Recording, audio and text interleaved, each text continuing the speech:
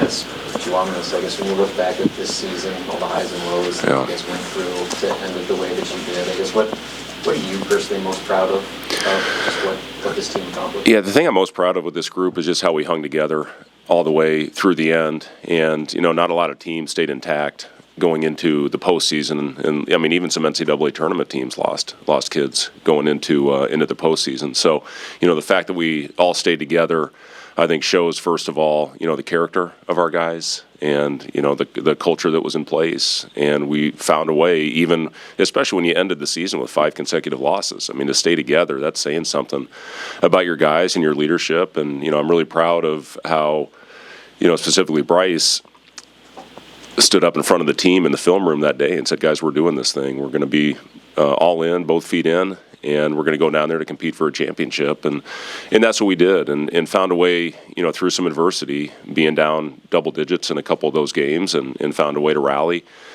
and went out on a high note. And that's what I'm most proud of. It would have been devastating, I think, for guys like Juwan and Bryce, who had such a positive impact on this program, to end if it would have ended with the 5 straight losses. And for them to go out, one of whatever it is, 4 teams that ended their season with a win and a good feeling and put a little bit of cheese in their pockets, Robin. That was a good thing. And again, I'm just proud of the guys for how they found a way to stay together, throughout the end of the year and end the year the way that we did. You talked about going into the Crown, wanting to go into the offseason with good taste. Now that you've got that, what do you get from that, from having? Yeah, it does. It gives you momentum, and a lot of people watched. When you look at the numbers on Fox, the viewership. I mean, it was very high. So it was, for us to create positive momentum going into the offseason was very important. And even as we did Zooms throughout that whole week. And continue on with it. The people that we're talking to, they watched it, and we played well. We had that thing moving, offensively, defensively. I thought we had some really good stretches in that game, in those 4 games, and we found a way to put it together on both ends of the floor. And again, when you look at our last couple of years, I think we were top 3 in the league in wins in February and March. This year, obviously, was the exception to that, the way that it ended with the 5 straight losses. But to be able to win at the end of the year, similar to what we've done the last couple of years, to put ourselves in a pretty good position, I think one speaks volumes to your guys on how they wanted to go out. But, as far as exposure, this was a great event for us. And, when you look at the numbers, besides the NCAA tournament, I mean, it was by far the most viewership going into this. So that's important. It was important for the recruits that we had to see it. And I think you've seen some pretty good signings for us to replace some really good players. So I'm excited already going into next season. I'm looking forward to hopefully getting a little break when we do get our roster finalized, which I don't know when that'll be. But, I think you can hear it in my voice. I always this time of year get a little under the weather, but, it was a fun tournament. It wasn't because I went out all night after the last game. I don't know what you can talk about as far as additions, but with what you've added and what you've lost through the portal thus far. Can I talk about the 4 guys? You sure? Luca? Okay. Before you get into the specifics, I guess just in totality of the additions and then the attrition that you've gone through, I guess, how do you feel that you've kind of survived the early part of the portal year? Yeah. I'll talk about the additions first of all with Price Sanford, obviously a guy that we've known well and that we recruited hard the first go around. And I've known the Sanford family for a long time. Peyton and Price both went to my camp when I was in Ames. And, I think you saw the picture with Price on the graphic. And, it's pretty cool. He was our number 1 guy when we recruited him coming out of Waukee. And, it's a great addition. When you look at his numbers, they're very similar to what Peyton's were his first 2 years at Iowa. And, what he did at the end of the season, the way he shot the ball, obviously that's one area where we need to improve. Now, if we would have shot it like we did the last couple of games of the Crown all year, we would have been competing against Florida, I think, in that last game. But, it was for us, shooting was a big priority going into this offseason. So, to get that position addressed and, somebody that can step in.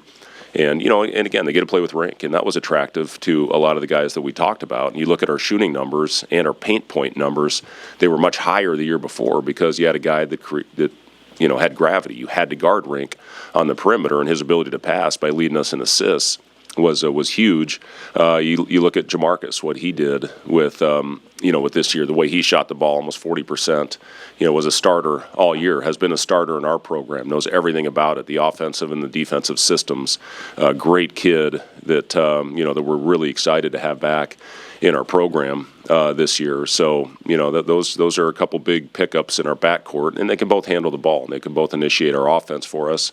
And that's what I liked about Price coming out of high school and watching him in AAU is he can handle the ball. He can play in pick and roll. He's not just a one-dimensional three-point shooter. He's got a lot in his game, and he's more athletic, I think, than people realize. Our big guy, we'll just call him Oogie. He's a kid that averaged 17 points, over 7 rebounds in a good league. And in talking to people that coached against him, people that I really trust, and people on our staff that talk to people in that league, we're getting a really good player that can score it on the block. He was 3 for 3 from 3 against Minnesota in their game this year, played actually some of his best basketball against the top competition. And, another guy, we need up-front help, and we need depth, and we need physicality, and we need rebounding. And he can certainly help in that area. So, yeah, I'm really excited about bringing Oogie on board as well. Will? Yeah, Will. Okay, so Will did. Yeah, so I'm excited about Will. I mean, he had a game where he hit 7 threes this year at Air Force. And again, when you talk about our need of shooting and the guys that he's going to be playing with, and being able to play more in the spread this year with Rink and with Oogie and with BK. And, he's a guy that can just straight stretch the floor, and a great kid and a great family, and excited to have him on board as well.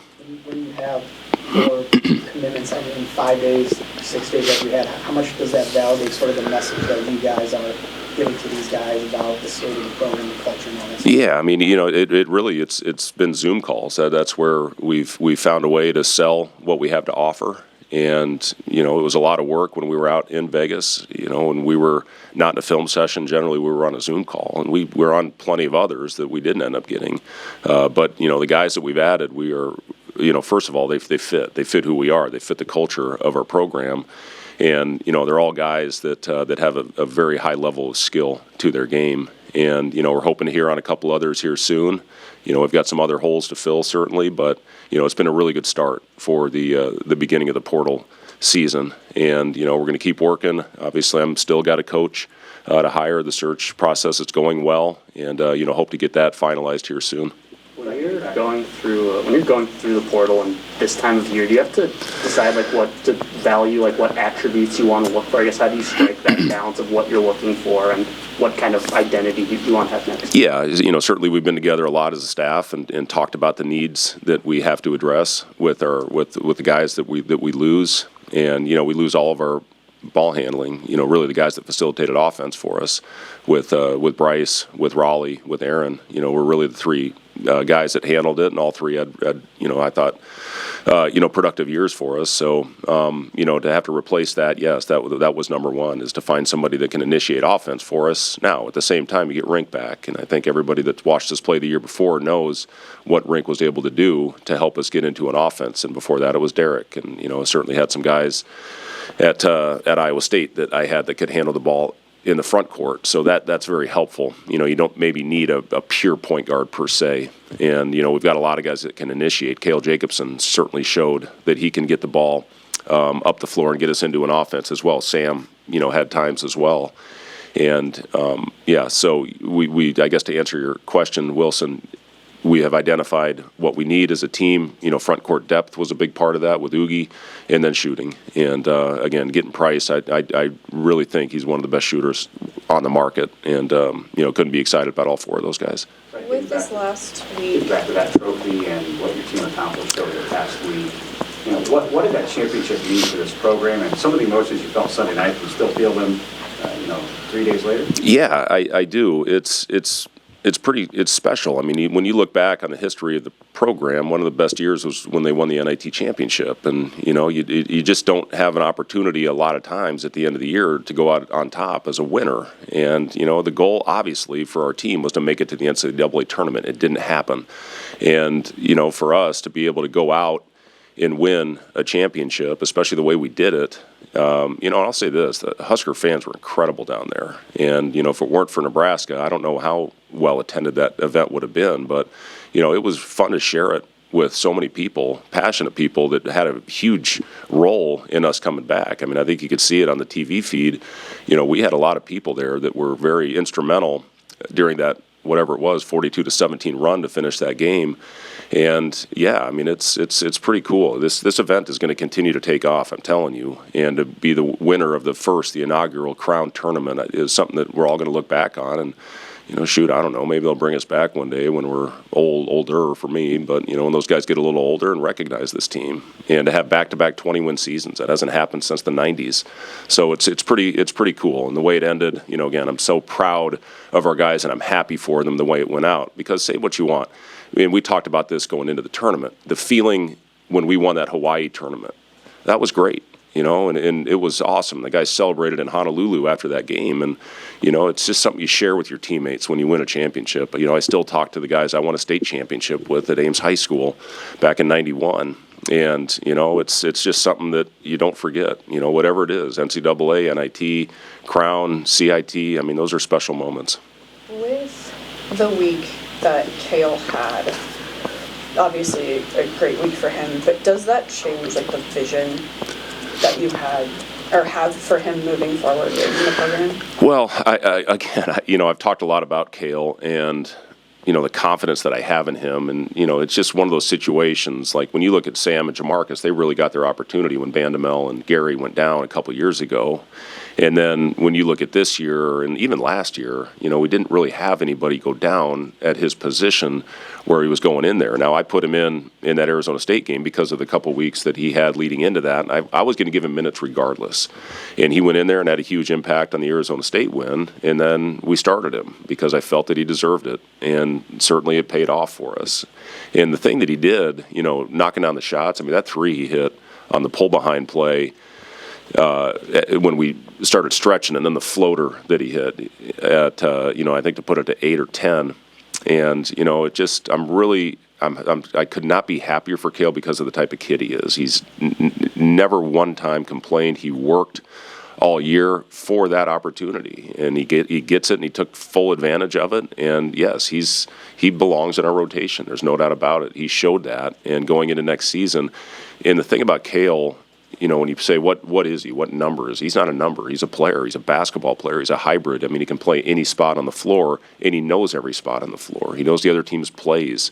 Even on the bench, if he wasn't in the game, he still would call out what the other team was running. And I'll never forget this in the UCLA game. He told Raleigh the exact play, and Raleigh had his thumb up his butt, and he ran out to the corner and ended up contesting a shot that was a huge play in that game because Kale knew what the action was. So he was phenomenal, and I'm proud of him, and I'm looking forward to our future together.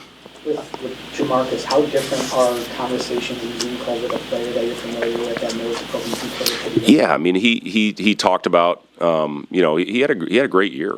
And, I think it was beneficial for him to go and start and be, a guy that they went to in over the course of games and over the course of the season. And that's going to benefit him coming back here now. But the great thing about it is he knows exactly what to expect coming back. And, not only the offense, but he knows the defense and the pace that we want to play with. I mean, he was, when I look back on it, the Indiana game, the tournament games that we had in the Big Ten, I mean, he was really good and really effective and played his best, I thought, at the end of the season. So we missed him a lot this year, and everybody to a man in our program is excited to bring him back on board, and he's excited as well. I do think he missed some elements of the program, and getting him back is exciting for all of us. We've all seen the value of Ring. Do you sense some guys you've talked to in the portal, like Price maybe, saw how he can benefit?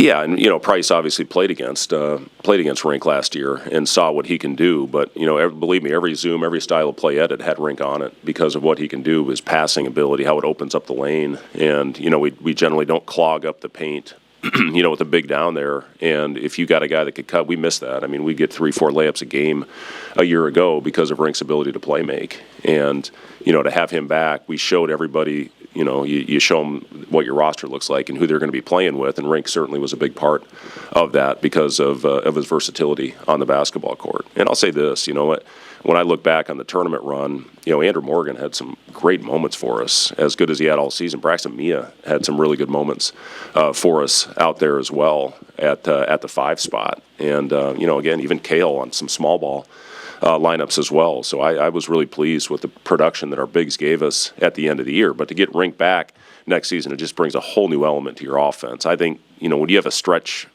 whatever it is, 4 or 5, that can knock down shots out there, it's just a game changer for your offense. And I think you saw that with our numbers a year ago. With the NIL money that you get from the Crown, I know you don't get any, but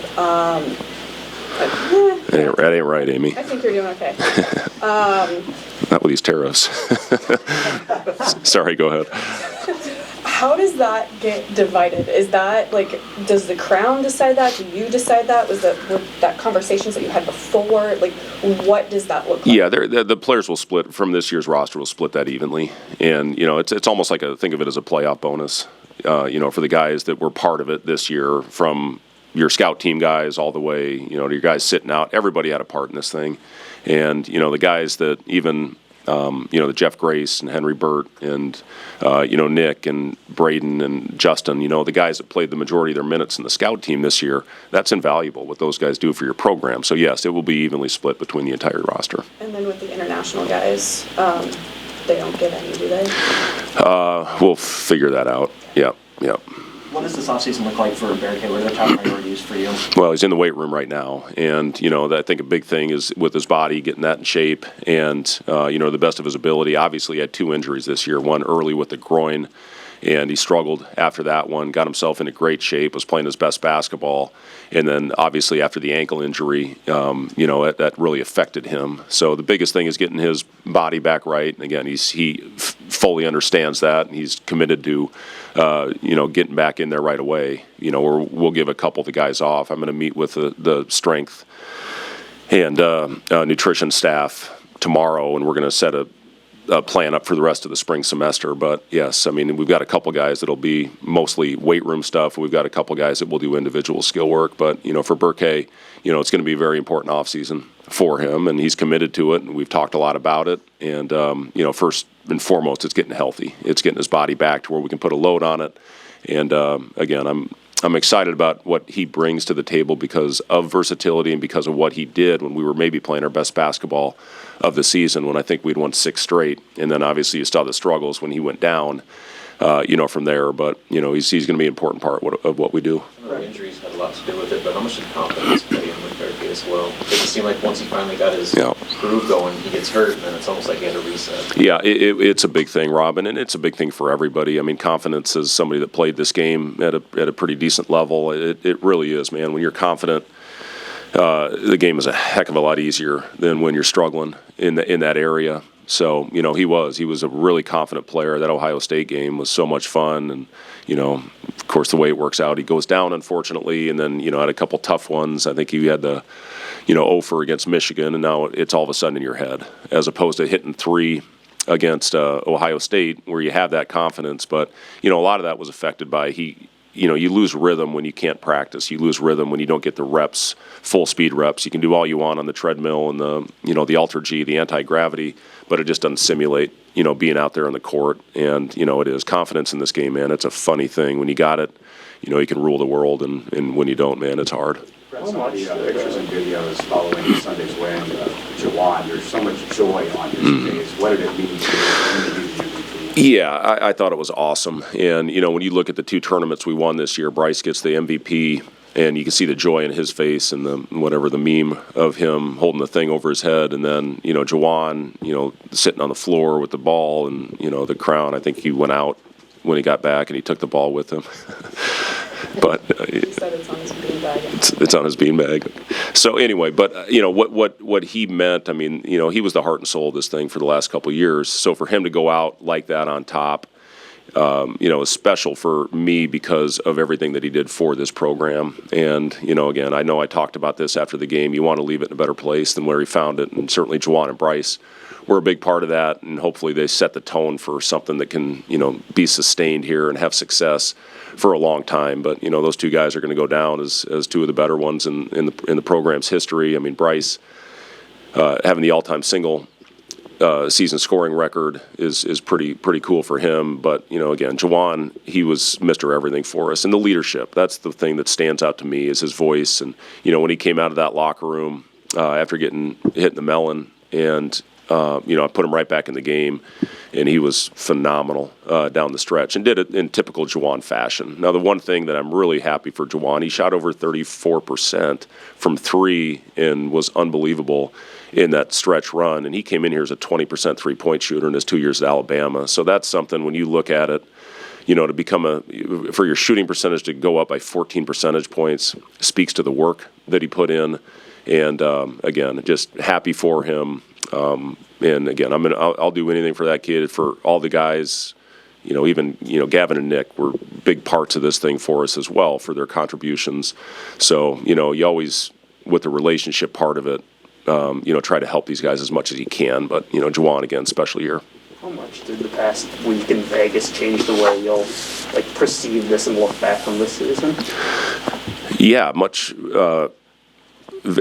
very fondly, I would say, Wilson. I don't know if that's a good word for it or not, but it is. Again, when you can win a championship, there's an NIT banner in Pinnacle Bank Arena. So, to win this event the way that we did, and, after a tough ending, we didn't want to go out that way. So, again, I give our guys all the credit. They deserve it, and they're the reason that we ended up with this thing here. When you bring up the NIT banner, you going to hang a crown one? We'll see. I mean, we'll see what administration does, but, again, when you look at the numbers and, the teams and the high majors and that Boise game, I'm telling you, Boise is a hell of a team.